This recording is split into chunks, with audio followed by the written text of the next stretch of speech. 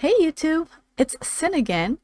If you're wondering why I'm actually in this little VTuber form, well, I never had the proper chance to let you know I actually stream on Twitch. In fact, I have been streaming on Twitch for about 6+ years.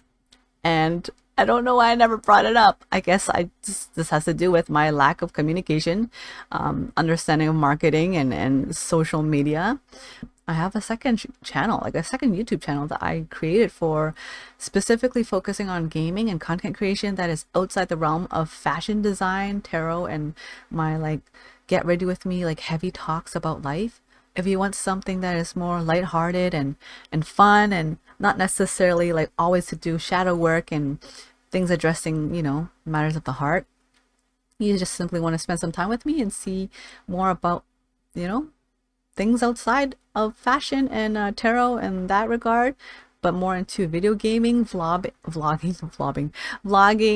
being a foodie, makeup, and other cool content relating to that kind of stuff. Sometimes bleeding into fashion and spirituality because it's always a part of me, right? You're welcome to follow that as well. But now you know. So yes, if you're interested in watching me live on Twitch and catching me do readings exactly like this, before it goes up onto the YouTube channel, come follow me and catch me live. Yeah. Join the Discord too if you like. All links are below. Today's general collective energy reading for us here on Twitch and YouTube is titled Acknowledging Your Power. That is the sentence I heard from my guides. I think we are called to tap into the importance and recognition of the self and the capability, the capacity, and the empowerment of authority that we all have within our grasp to do so. The theme of this collective reading is called Acknowledging Your Power. Okay, so we're going to keep that in mind. I want you guys to have a balance in your life. I want you guys to have balance in your lives and establish healthy boundaries, not just for others, but toward yourself. Right? Oftentimes we have an inability to understand healthy boundaries because we don't practice it in our own personal lives. And I want you guys to start being actually aware of that, conscious. I'm bringing it from the subconscious to the conscious today, to realize there are cycles where we present ourselves to the outside world and we're giving, we're expelling, and we're sharing, and we're providing, and we're generating, and we're exerting energy. And there's times where we sit back, we rest, we trust, we fall back, we allow, we surrender, we receive, we embrace, we absorb, right? And to be in either or states, there has to be a good amount of time for each one. Just like the moon, waning, waxing, full moon, new moon. When you sleep, when you're resting, or when you're going out and you're interacting with the world and you're physically exercising, there's down times for everything, okay? That's my life path. I'm meant to trigger people. I'm meant to be a catalyst for people to like realize things, and it's never always a nice realization, but I've come to accept that. And I know it has nothing to do with, it doesn't reflect who I am as a person. I used to base my value, oh my god, maybe I'm channeling again. I used to base my value off people's response towards me, and I saw that as a direct reflection and feedback on who I really am. And that was how I chose to see myself, or see how I am, who I am. But I realized that based off people's responses and how they react to me, it's a projection of who they are inside. And it's just showing to me who they are inside. Oh, so now the real question is, how do you see yourself? What I can say to you right now is one of the nice little secrets of hidden gems of how you see yourself. You see yourself also based off of other people's projections. based on how you feel about their projections towards yourself. If it lingers, it's a call for you to investigate deeper into that. Whether it is a good feeling or a bad feeling, if that feeling stays and it bothers you, there's something in the other person's projection towards you that is triggering an existing emotion and perception you have within yourself that needs to be integrated and acknowledged and understood. And once you integrate it by acknowledging it and understanding it, you will be able to see more of who you are through the understanding of this disconnected, fragmented aspect of who you are that triggered you. Things that trigger us are actually fragmented aspects of ourselves that we haven't acknowledged, and it was split from us. That's really what it is.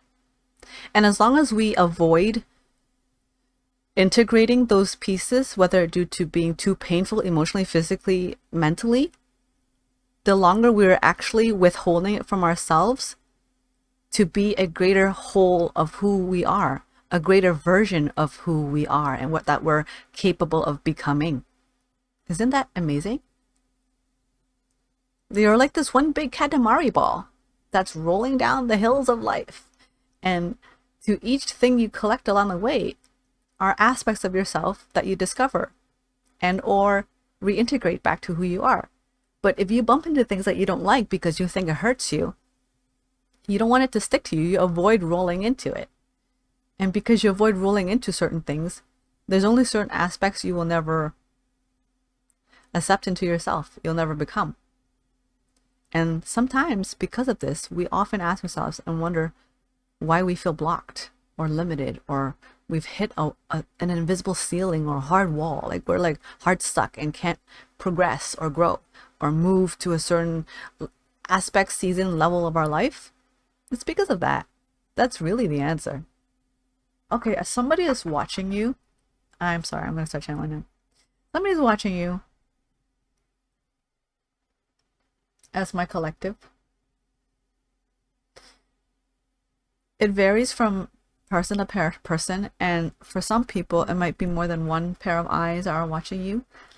Some are coming from a place of curiosity. Some are coming from a place of like searching, like agencies, headhunting for talent. Some are looking at you out of jealousy and resentment, and some are looking at you from a place of competition. Lots of eyes. I just had to say that because when I split the deck, there was a huge one eye coming from a flashy wall staring at me, and I couldn't ignore it. That will be addressed, they tell me, during this collective reading. Many of you here wish and want to be seen in the public eye. And with that being said, and with that sort of desire, comes the flip side of what it entails, both equal and responsibility, as well as acknowledging the shadow sides or downsides and setbacks of what it means and what it entails to be in the public eye just as well. There is a new wave of, I hear content creators, there's a new wave of people who are creating great changes and positive influence in this world, both young and old, if we're speaking biologically. But from a spiritual soul term, many who are stepping up to this are old souls that are starting to awaken and acknowledge the inner wisdom that is locked inside themselves. And now it is time that they are unleashing it upon the world. And with that time coming, when the fruit is ripe and ready to pick and be harvested, comes needing to step up into a different form of existence. And for many who have been in a place of hiding or introvertedness, it is now your time, especially if you feel called to it, to be stepping into the public eye, because many of the things that you all wish to aspire and achieve this lifetime in the grander scheme of things, your dharma, your life goal. Dharma exceeds beyond your current lifetime, by the way, but at least your dharma for this lifetime requires for you to be stepping into the public eye and or to be seen by more people in public, regardless if it is online or offline.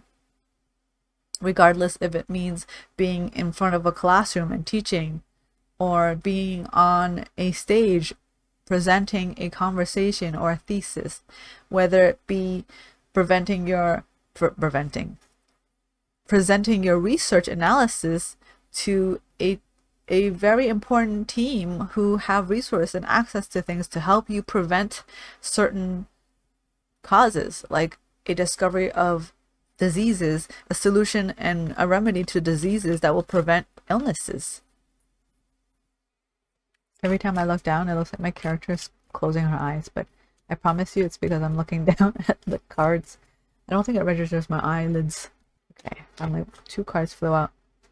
Ooh, a card I've never seen before. 1 more. Perfect. During this time of growth, awakening, epiphanies, and realizations of who you truly are inside, there will be some requirements of shedding of the ego, of things you don't necessarily need anymore, that you think you need, or that you think you have needed for as long as you were alive, in order for you to be prepared to go to the next stage of evolution, the next stage of your life, to the next chapter, to be able to meet the requirements of completing the next milestone that is asked of you. Many of you who feel called to this reading have witnessed a lot of abuse of power and authority in your lifetime. And you often think that the world could be a better place, and that you wish the world could be a better place if you were in a position of power or authority. But yet at the same time, you kind of second guess yourself if you're capable of that, yet you feel so much injustice when you observe people who have the power. Thor's hammer, to be exact, that they shouldn't be wielding such tools because of their incompetence. And you're right. They are incompetent. But they had the audacity to reach for it. They had that energy of the fool from the tarot to go for it, despite not knowing the consequences or the type of power they can create, the type of consequences and after effects from their actions. They're ignorant of that. Last night I felt called to watch a movie called Bruce Almighty, which starred Jim Carrey in it, and I didn't know why I wanted to watch it. I just thought it would be good. And after watching it and reflecting on it since last night, I see that it's really relevant to the conversation today. You see, for those of you who haven't seen it, just a little heads up, there's a little spoiler here. I'm not going to tell you what's happening in the story, but I'm just going to tell you the premises of the story and how it's relevant to the reading here. And if you wish to watch the movie afterwards, it is totally within your judgment and call to do so. It might give you some more insight too. Bruce is a regular Joe who is a news reporter, and he wants to be an anchor. So he wants to be in another position, and he wants to be taken seriously, and he wants to be someone that he currently is not. And things never seem to go his way. And so one day he got fed up and he cursed God. He said, "You God, you screwed me over. This is why my life is so shit." Like he picked a fight with God. And God was like, okay, bro. If you think that you can do things better, and you think that if I was God, I should be able to fix your life and give you certain things by now, why don't you do it then? If you think you could do a better job at being God, and if you had all this power, you would do things differently, and how people are mistreating you, you would do it another way. Here. And so God gave him all of the power to do anything and everything Bruce wanted to. And here lies in the ability to recognize your power. Because you see, my dear, the people who are in authority, who abuse their power, and you see that they mishandle their power, are also people who fail to recognize their own power.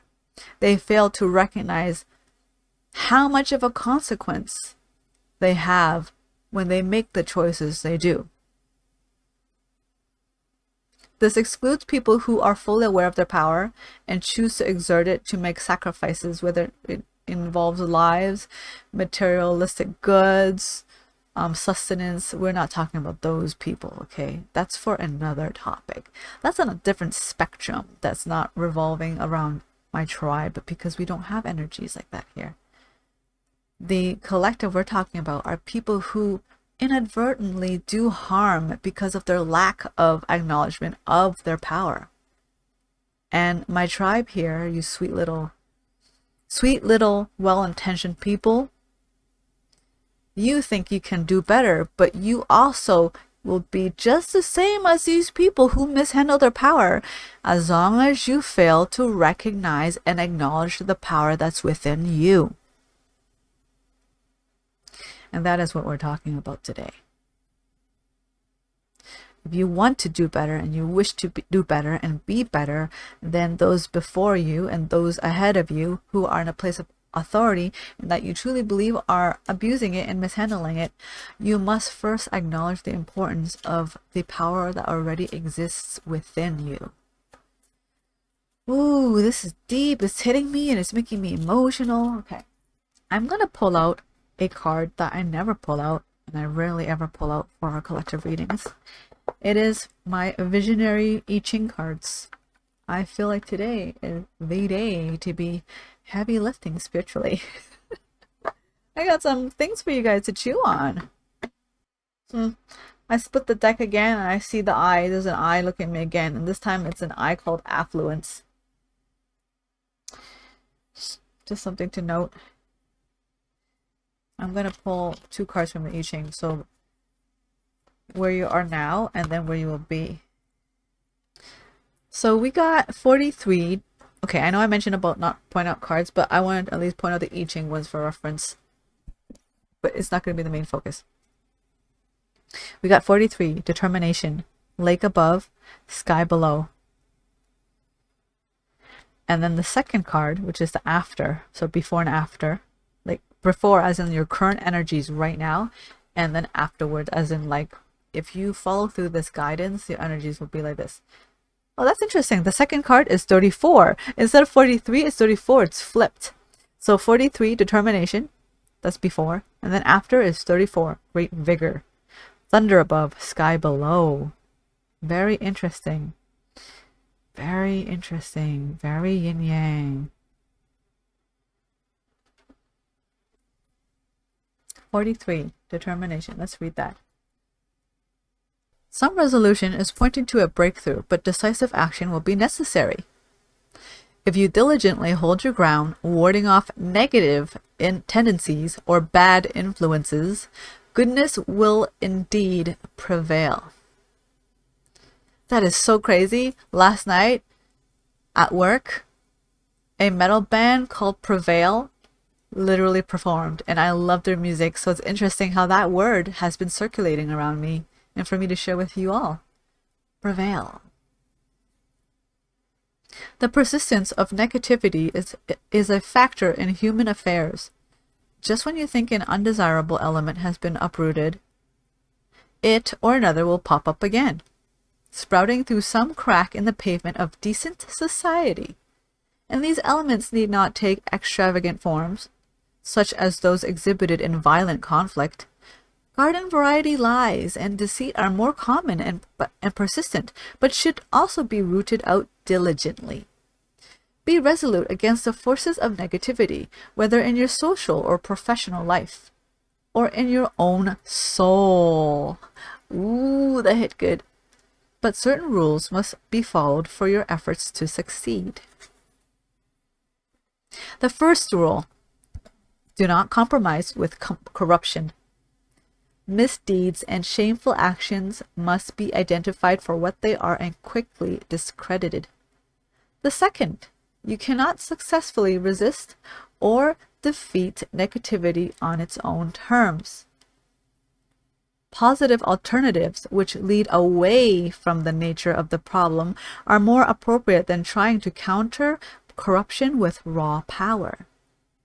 Whoa, whoa, whoa, whoa, whoa. And I was literally talking about power. The third, the means used to counter negativity need to be consistent with the result you want to achieve. You cannot stop the spreading of lies by spreading more of them.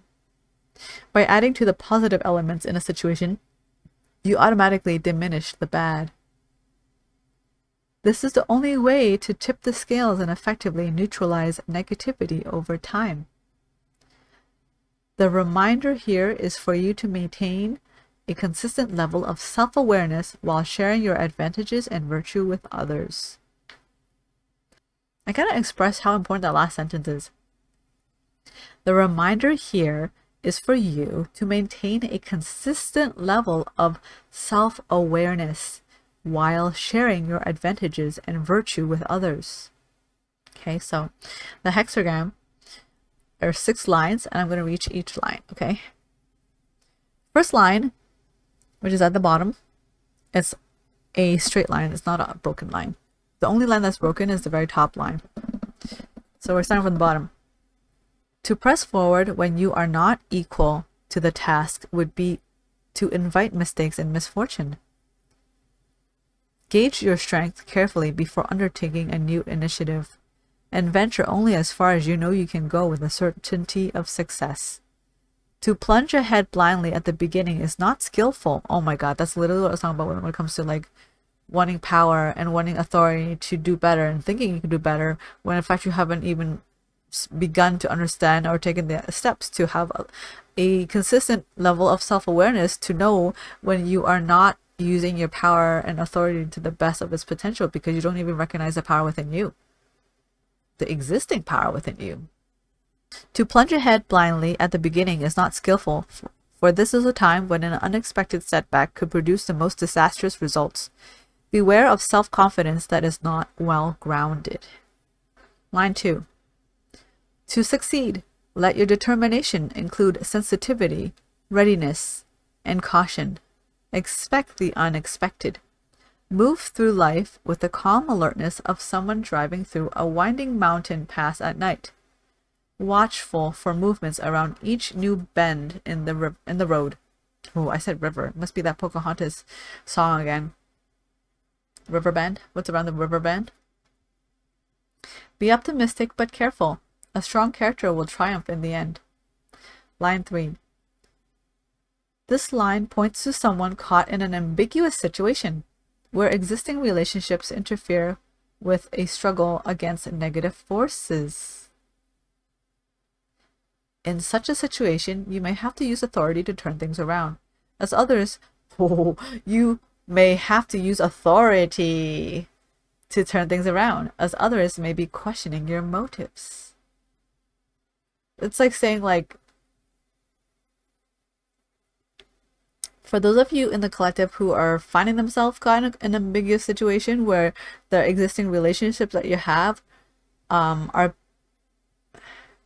interfering with your struggle against some sort of negative force, you may have to step into your authority and take authority to do some actions to reverse or prevent damage or clear your name, because people are misunderstanding you because of this spiritual energetic force.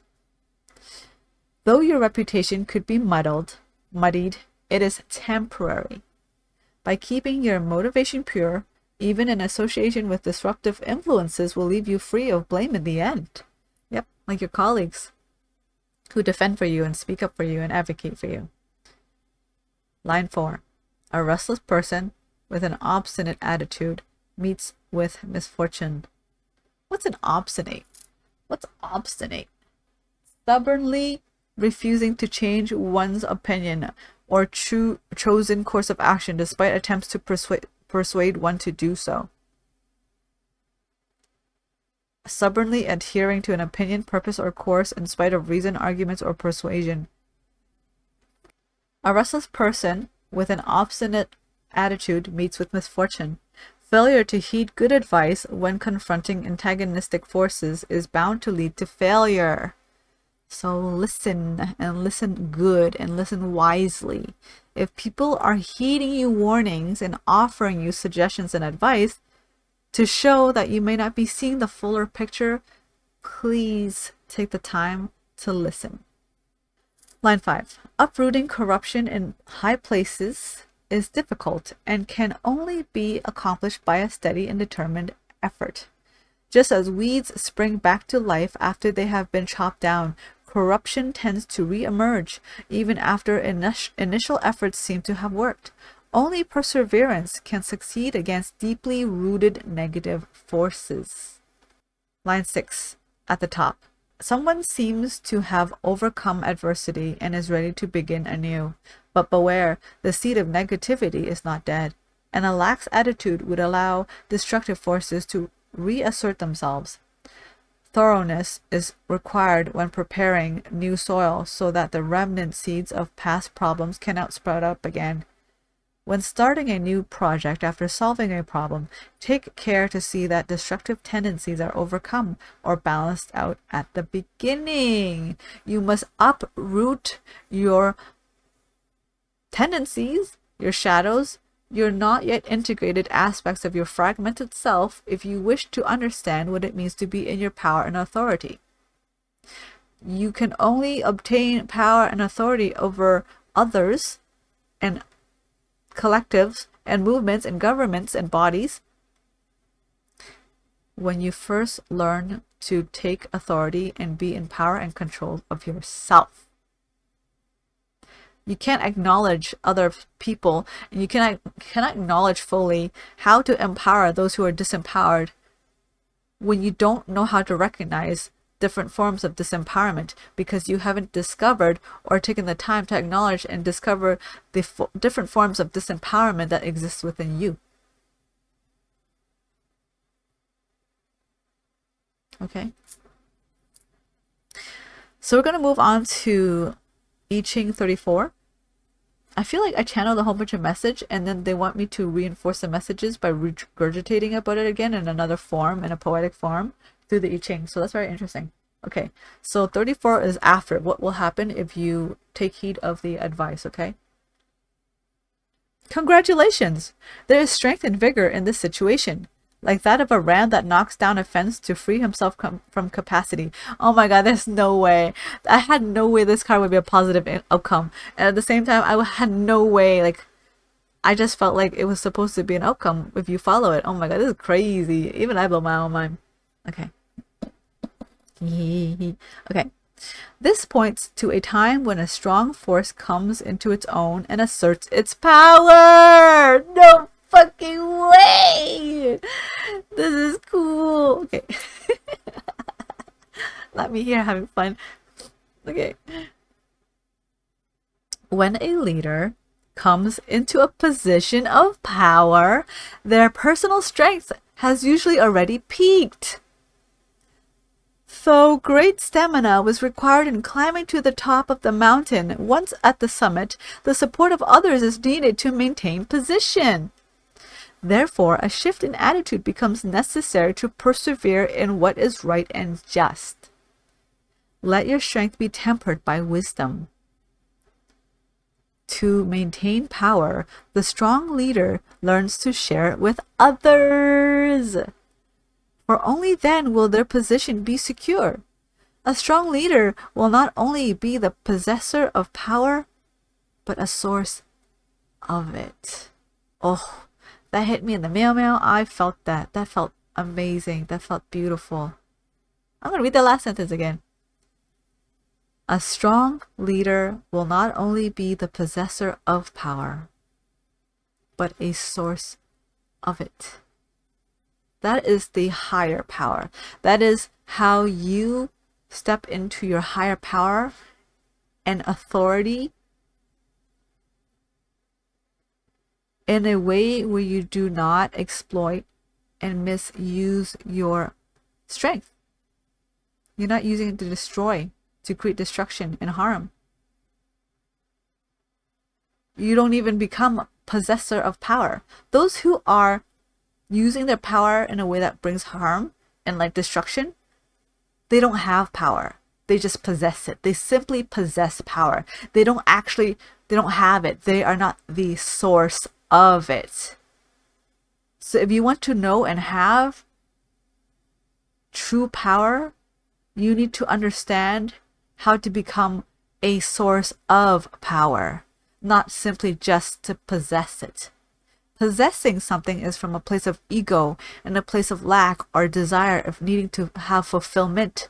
But when you become, instead of being possessing of it, you are the provider of it, you're not coming up from a place of lack nor desire or needing of it to have fulfillment. You are fulfilled. In fact, you're so fulfilled, you're overflowing, that you're abundant of it, and you're distributing it, and you're sharing it, and you're giving it to others because you have so much of it. You're thinking, well, I don't have that power yet, so I have to first possess it in order to share it. That's wrong. That's a wrong way of thinking. That's exactly what I'm hearing right now. That's wrong. That's wrong. That's wrong. That's wrong. That's not the right way to go about it. To have power and authority to share to others, to empower other people, you first have to acknowledge and tap into the existing vein within yourself where there is power within you, where you already are the source of power that you have buried and locked up and blocked along the way. There's a dam somewhere within yourself and your subconsciousness that is blocking this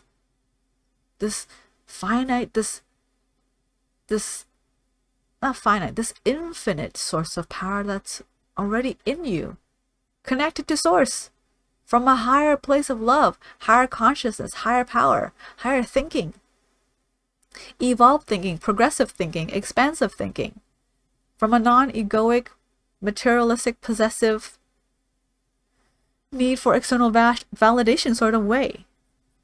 And when you tap into that power and acknowledge that power that you already have within yourself, you no longer need the power you think you do, because you already know you have the power. You not only have it, you create it. You are it. And when you are it, there is no need to feel to be in a position of authority or power. You're just now simply thinking you're in a position and authority to share, to give, to teach, to inform, to educate, to expand the minds of, whether through your art, your creations, your writing, your wisdom, your scientific knowledge, your discoveries, your craftsmanship, your handiwork. It doesn't matter what it is.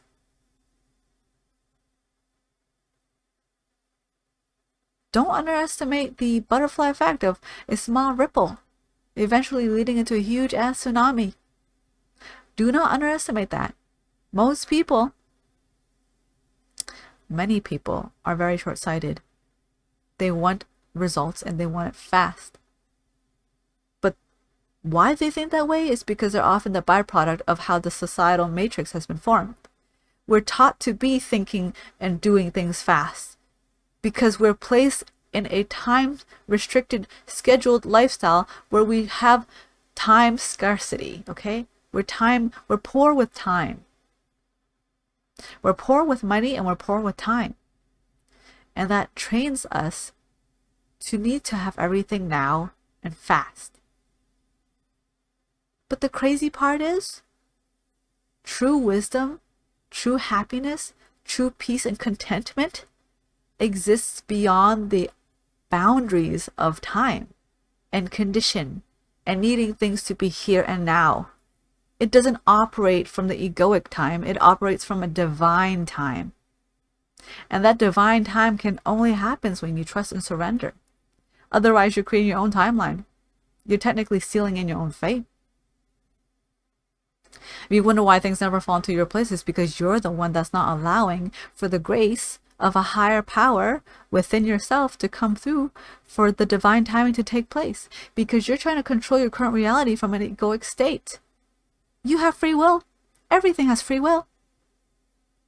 And you are the God of who you are. You're the God of your reality, and you're choosing to rule yourself with such strict authority and a steel iron fist, and you don't even realize it. You were taught that. You took after that. So now it's time to soften and release. Let go of that grasp. And breathe. So the next paragraph of this card 34. If you find yourself in an influential position, it is important to act responsibly and react with care.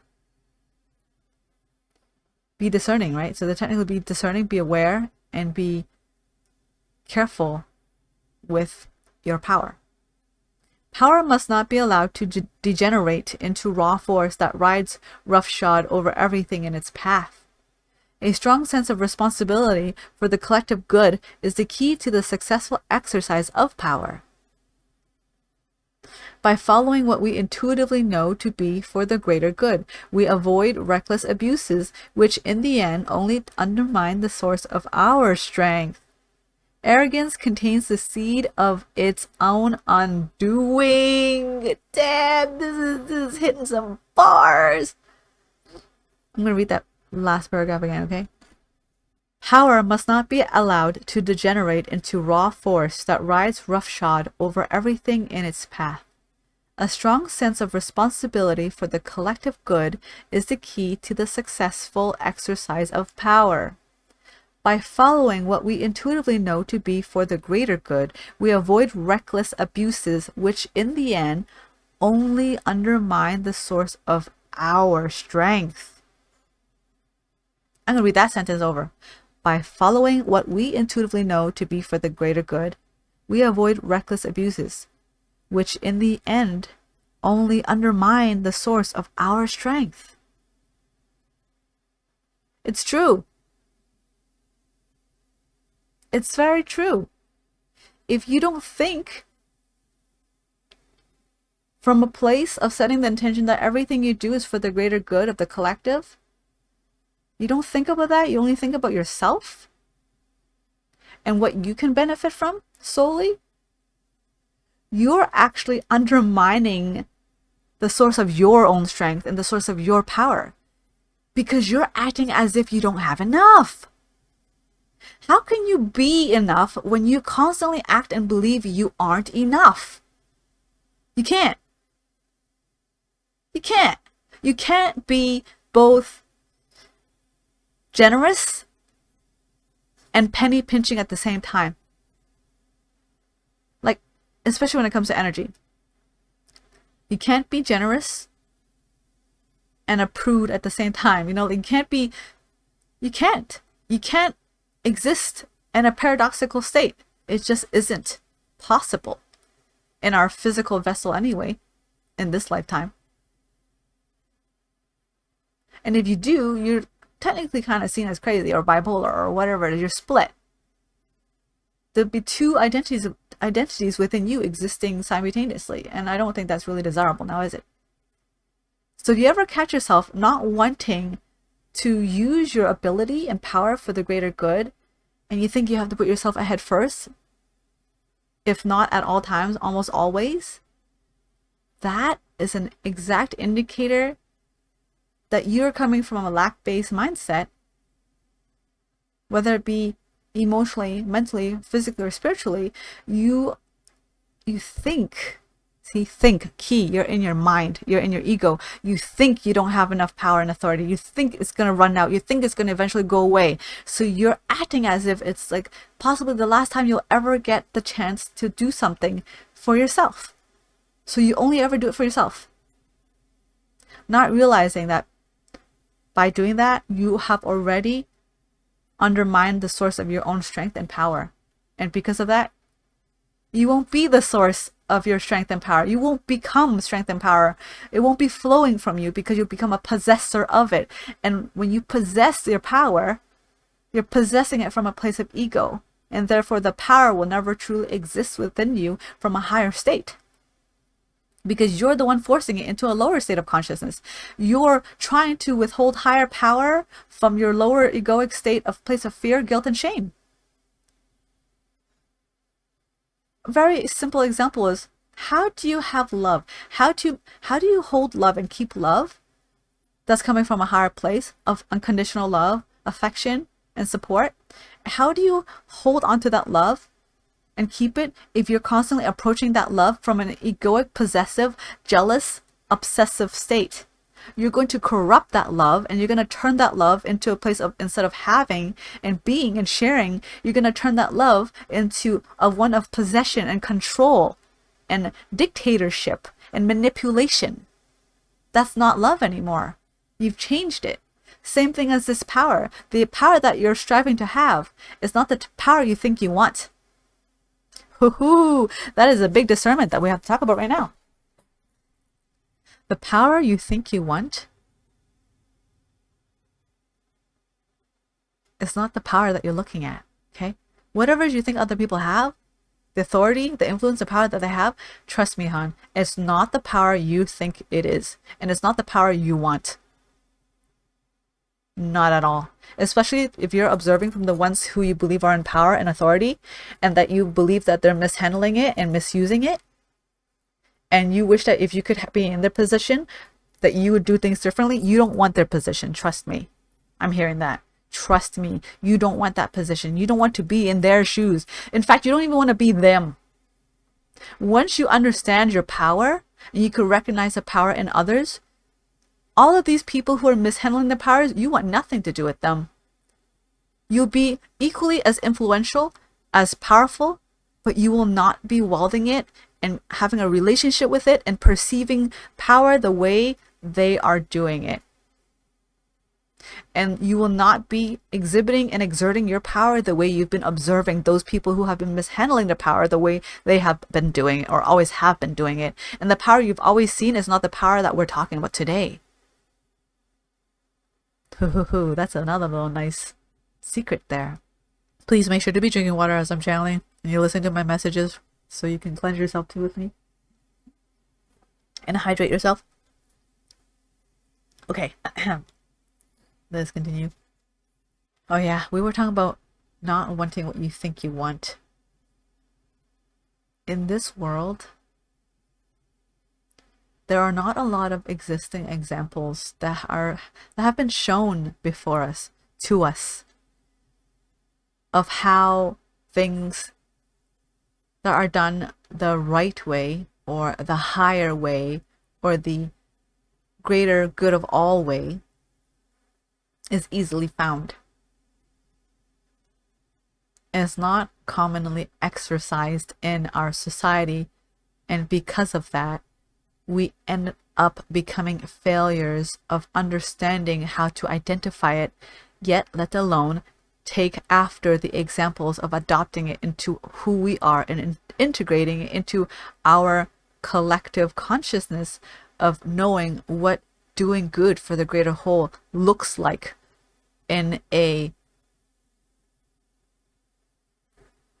mass, public, pop culture society type of way. It's getting there, but it's still quite not common. For example, 10 plus years ago, wearing thrifted clothes, you would be considered poor. And people would use your financial and social status of your upbringing for saying that you are too poor to afford clean, new clothing. So because of that, you were pretty much treated like a peasant. Can you believe that was only like a little over like a decade ago? But now, thrifting is the best and most encouraged thing to do. And if you don't thrift, people will see you as a waster. You're like a rot in society because you're only contributing to the filth and pollution of our planet. There's both good and bad to both of these because now there's an imbalance of either or. Making fun of people who couldn't afford new clothes and wanted to thrift is bad, but shaming people and treating them like a villain and like a murderer of like the human Earth planet and destroying the ecosphere or ecosystem is equally as bad too. There needs to be self-awareness and equilibrium. Okay, so we're gonna go to lines now. This line, this hexagram looks very similar to determination, except instead of being the top line being a broken line, it's both the two top lines are broken. So let's see. It's almost as if like there's like a deeper realization to something. Okay. Line 1 at the bottom. The sixth line. Actually, the first line, sorry. The sixth line's at the top. So line 1. Possessing a great vigor does not ensure success all by itself. If you start your movement from a lowly or weak position, attempting to advance prematurely or too quickly through forceful efforts will bring misfortune. Even for those of great strength and ability, progress must be achieved step by step. Line 2. The gates of good fortune are swinging open. The time has come to plunge ahead. In times of great opportunity, beware of premature celebrating. Keep your balance. Oh my god, I swear, my fucking channeling and then reading this. Okay. Line 3. A ram crashing through a hedge gets his thorns tangled up. He may be the strongest animal in the flock, but a proud, haughty ram brings misfortune upon himself. Avoid empty displays of power or force. I'm going to read that sentence again. Avoid empty displays of power or force. Empty, okay? Avoid empty flexing. Do not exert empty displays of power or force. A wise leader measures success in terms of finely tuned performance, not raw power. Power is the fuel, but careful precision is the regulator. It's so true. Like, think about like water. Water is so soft, right? You could sit in a bowl and just chill. And when you combine water with power, it becomes like a tsunami, right? It's uncontrollable. It's chaotic. It's chaos. It's both destructive and also like crazy, right? But if you can hone that power to use how to control water, which is your softness, you focus it, you can use it to water your lawn, or wash your car, or you could use it to cut diamonds. That's the extent of your power, my collective. We all have this source within us, which is very much like water. We all have power, but we don't understand where our power is coming from. We don't understand how to hone and use and control and master our power. We will misuse our power and redirect our source in wrong ways that can create chaos. Or we can use it to be of aid or as a tool to create and accomplish things this lifetime. And when your water, which is your source of who you are, if you underestimate it, like you underestimate water, thinking it's just water, it's not going to do shit, because at a current state you can jump right through it, it's so soft and flimsy, what good can it do? And then you realize, oh, the same water can drown you, or the same water can freeze up into blocks of ice and like fall on you and like break your neck. It's the same ice or same water source that can freeze and turn into a huge icicle that can stab you. You suddenly don't think so nicely of water. You suddenly don't think so little of water.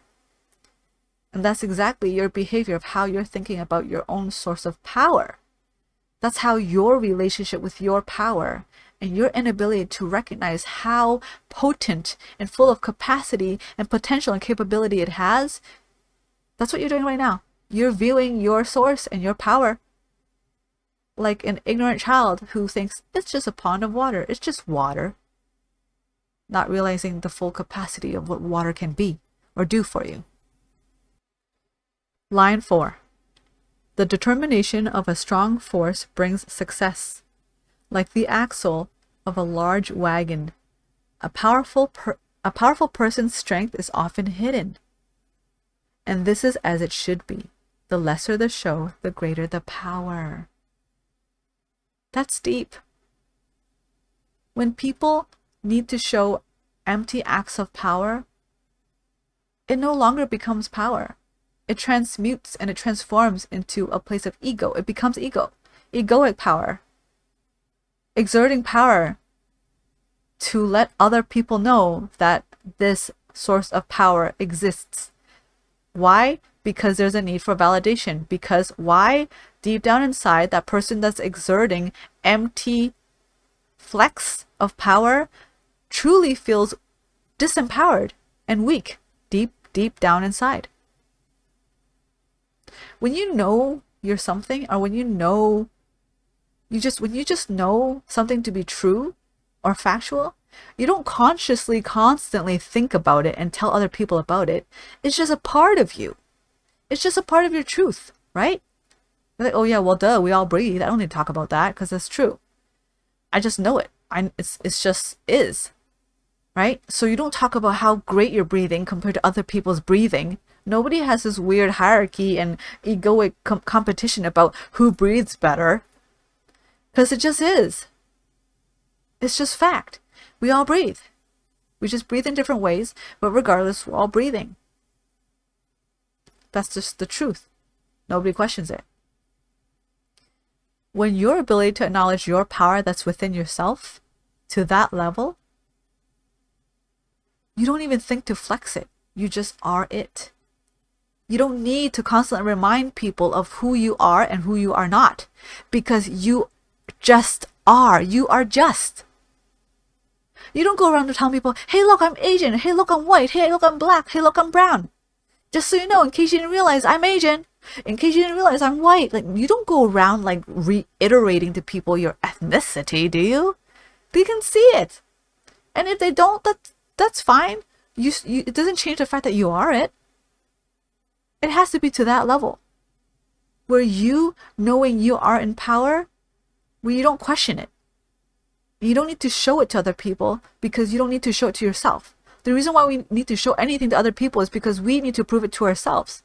What we're really doing is we're hoping that we're going to get the feedback that other people are going to be reflecting back to us that we are who we want ourselves to be perceived as. But you know that you have perceived and received yourself as that when you no longer get triggered by people failing to see that within you. Instead, you're able to recognize that that is their projection and their inability of their limiting mind and egoic state of not being able to see you for truly who you are. And that's not your job and your responsibility, and it no longer triggers you because you already acknowledge that this person doesn't have the capacity to see that in you. And those who do, you also graciously receive it and acknowledge that they see you as you see yourself. And you're fine either or if they see you or don't see you. You're just as happy because you know that is who you are. That is when you know you have reached to that level of acceptance and deep, true knowing that you are that. You are just. And your power is the same. You are just. And so is your power. It just is. By quietly bringing inner strength to the outer world, resistance dissolves and great achievements become possible. It's true. It's true. Because when you do show off your power and exert your power from empty egoic places, what does it do? It triggers people's egos. Have you ever shown off in an empty way and expected people who did not come from an egoic place to come to you and be like, wow, that inspired me? They'd be like, oh, how fake, or way to show off. It triggers most people. Unless you're coming from a place of sincerity and you're genuinely happy and excited and you're using and exercising your authority and your power in a way that is beneficial. And you're just grateful for it, you're genuinely grateful. So you're celebrating, it's different. When you're exerting your power from an empty place versus when you're celebrating your power from a place where you're grateful and you're wanting to share it, people respond differently to it. They do. There might still be people who will be triggered even if you come from a place of gratitude and sincerity. But most cases, especially when you're coming from an empty flex, empty flexes always triggers other people's egoic states because ego like attracts like, right? And it takes one to know one. Ego can identify ego, and you'll attract sides from people that you don't really want to cultivate. Line 5. When the strong find themselves in a loose and easy situation, a loss of alertness and a weakening of influence can set in. I'm going to read that again. When the strong find themselves in a loose and easy situation, a loss of alertness and a weakening of influence can set in.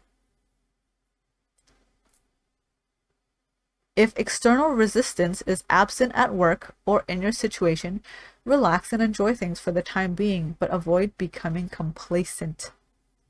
Learn to create challenges for yourself, if only in recreational activities. I think that's to remind you to become discerning and mindful, that you don't inadvertently, without realizing, slipping into bad habits or enabling certain behaviors here and there, which eventually snowballs into hanging out with the wrong crowd or cultivating the wrong tribes or becoming the wrong kind of person and exerting your power in a way that one day you realize, oh my God, I'm abusing my power. Because when you recognize your power and you're able to use your power, you can use it for anything and everything. But when you use your power not just for anything and everything, there's always consequences for everything, because there's always an action and consequence. There's an action and an outcome to everything you do, good or bad, from the human perception, good or bad.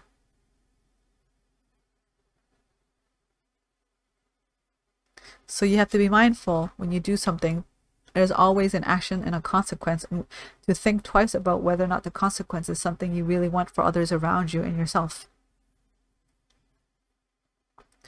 Line 6 at the top.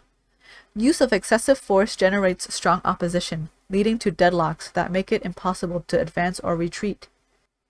If you have pushed things too far, your only option may be to recognize the obstacles created by an overly aggressive attitude and then make proper adjustments.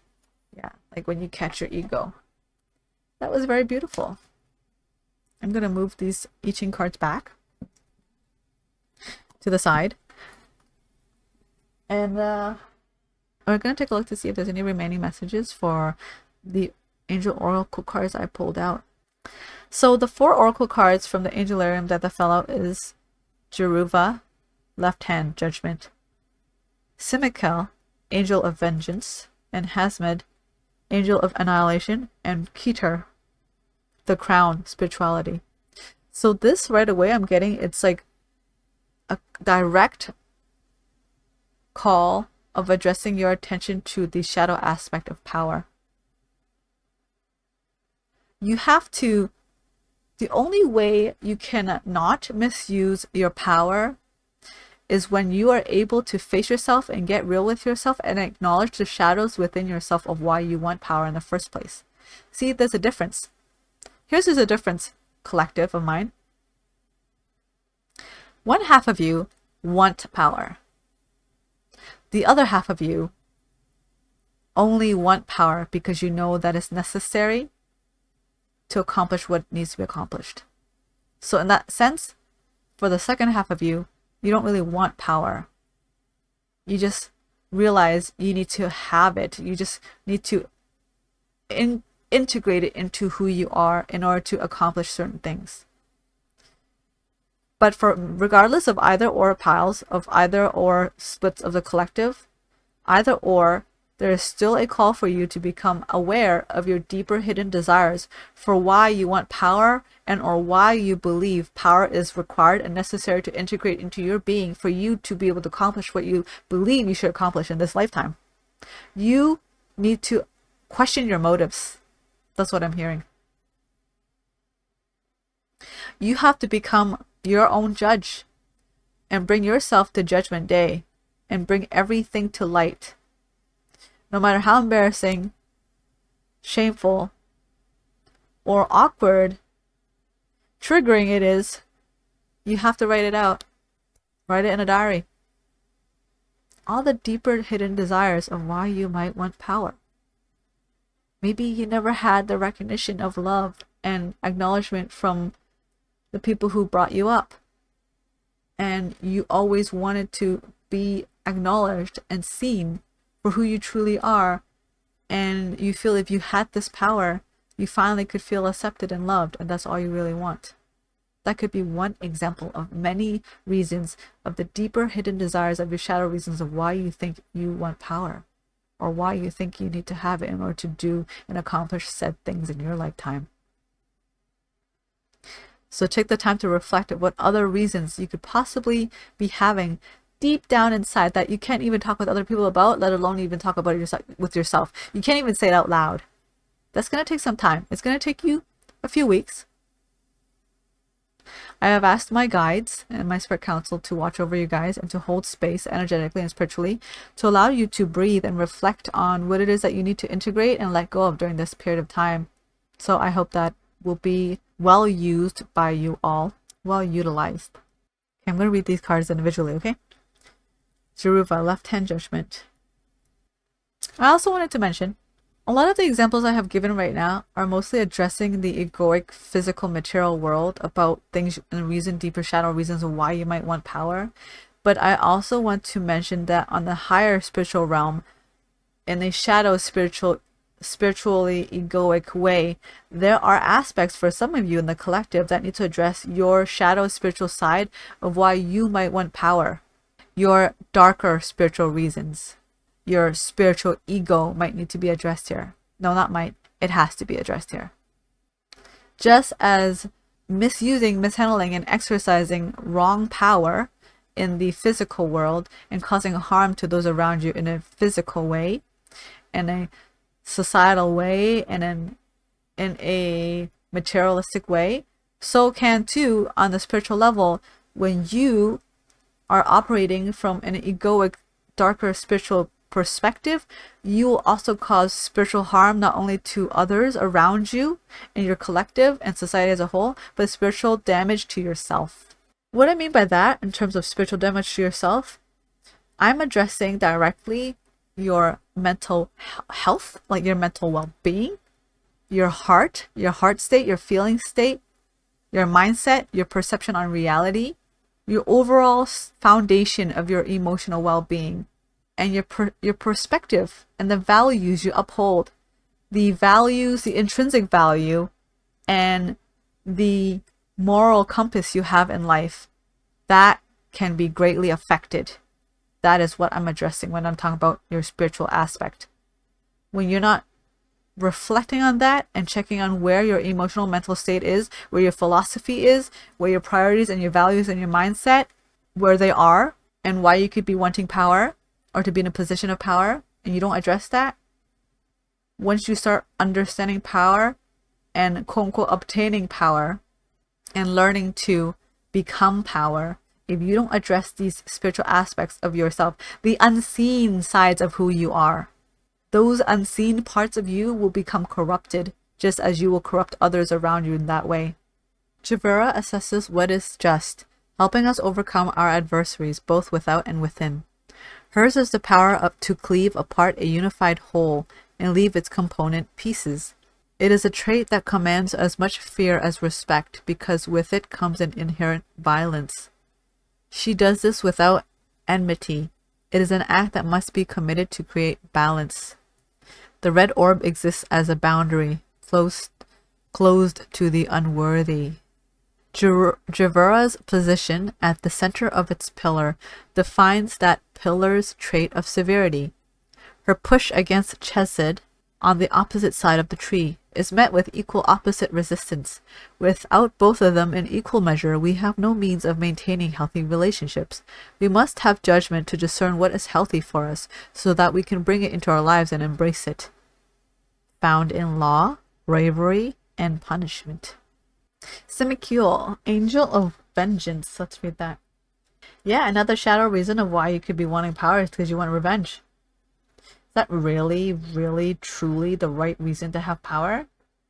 Or is it because you feel so much disempowerment that you feel the only way to regain a sense of peace is to have an abundance of power? But in this case, you want to possess it, not become it. So that only emphasizes and highlights how disempowered you feel and that you think you are, when in fact you are not. And in fact, immediately upon recognizing how disempowered you feel and how much you believe you lack it, is also a huge indicator of how much you are already misusing your own power. Can we get an amen up in here? Holy shit, that was deep as fuck. Wow, that was an epiphany. That was a realization and a half. Wow. Wow. Just wow. Wow. Whenever you find yourself in a place of disempowerment and feeling the lack and injustice of something, is you already exerting and exhibiting signs of how you are already misusing and misintegrating and mishandling your own power. How can you have more power? How can you become more powerful when you're already fucking it up from the beginning? Get it straight. I don't know who had to hear that, but I had to line your ducks up in a row and ruffle your feathers up a bit and like straighten you up to stand straight up and tall because you're slacking. Whatever it is you're doing, you're mishandling your own power because you fail to see the power in you. How can you even hold a knife properly when you fail to realize how sharp it is? You're gonna hurt yourself the moment you touch it. The moment you pick it up, because you don't even know how to handle it. Do you understand? Because you already underestimated and undermined the severity of the knife. You think it's just a knife and you don't even realize how dangerous it can be. It's a fucking knife. It's a tool. And you have to know the potential it carries before you even approach it, right? Why are you approaching your own power so lightly? Just the same. Because we were never taught to understand our power, that's why. We were not ever even taught to acknowledge or even identify what it looks like, what true power looks like, truly having and becoming power looks like, not having and possessing of it, okay? I just want to make that clear. Because you are it. You don't think you're powerful? You don't think you have the authority? You need to have it? You already are it, dear. You are it. You are power. It's time to acknowledge it so you can use it. How can you use a knife when you don't even know you have one? How do you use a knife to cut when you don't even know how to cut with one? You don't even know how to hold it and position it so you don't hurt yourself and cut your fingers in the process. Do you understand what I'm saying? You need to acknowledge you have this tool on your belt, the power within you. You are the power. You are the tool. You can utilize it. Once you recognize the potential of it, you know what I mean, Jelly Bean? So Simikill of Angel of Vengeance says, when the time comes, we all call its name. It is ever the instinct in our throat when we seek retribution. We choke on it even as we languish in every syllable. But those who call on Simikill without cause will have harm fall back upon them threefold. It is the way of Simikill's sword, cutting in both directions. While we will gird our fragile hearts against being hurt, pain will make its attempts on us by any means necessary. It is in our soul to survive at all costs, even if it means violence. Try to resist the urges of your barbed heart. Simikill knows not forgiveness. Signs: a sword, a thorny branch, pierced skin. Yeah, so don't let your hurt heart or hurt feelings lead you to want to seek pain and hurt towards others, because there's no way you could do that and not face a consequence unscathed. This is universal law. It will come back to you eventually. Hasmed, Angel of Annihilation. The Unmaker, a terrible sight to behold, the void eating itself and making itself anew. That which should no longer exist is unmade by Hasmed's hands. There is something that needs to be removed. Look upon that which should not be and lose it from existence. Signs: a hood, an eclipse, an empty field.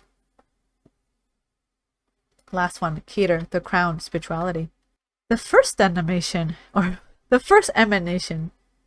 the first utterance, the font of energy through which Ein Sof emanates into the universe.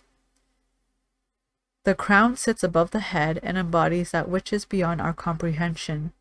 One must envision Keter not as an object that can be perceived, but as the light that is cast upon it. Keter's light is beyond knowability, a timeless expanse of pure consciousness. Only through respect for our own limitations do we begin to see the shadow of its nature. Ooh, what did I talk about? I literally said to acknowledge the shadow within us. It's so crazy how it's like, what the fuck? Okay. There's no way I would have known this card said that. Only through respect for our own limitations do we begin to see the shadow of its nature.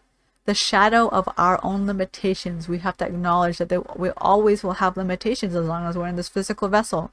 Limitations in a mental sense, an emotional sense, egoic sense, spiritual sense. There's going to be some form of limitation, and through that limitation can be the ultimate potential for you to breed a shadow aspect of something that's inside you.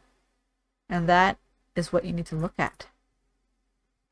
It is the dark orb beyond which lies the infinite. Yes, it's true. The dark orb. What is that? The shadow.